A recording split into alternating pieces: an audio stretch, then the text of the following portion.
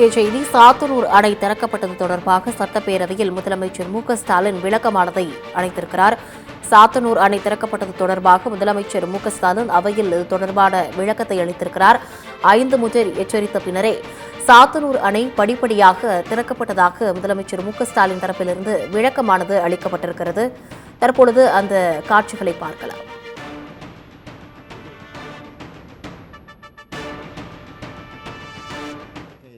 திறந்து விட்ட காரணத்தால் மட்டும் அல்ல, சிதம்பரம் ஏரியை சொல்லாமல் திறந்து விட்ட காரணத்தால் தான் பாதிப்பு ஏற்பட்டது. சென்னையே மூழ்கியது. ஏறக்குறை 240 பேருக்கு மேல் இறந்து போயிருக்கிறார்கள்.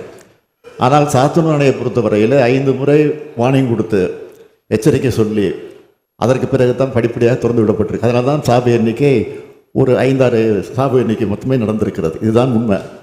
எனவே இது வெட்ட வெளிச்சமாக இருக்குது. அது மட்டும் இல்லை, இது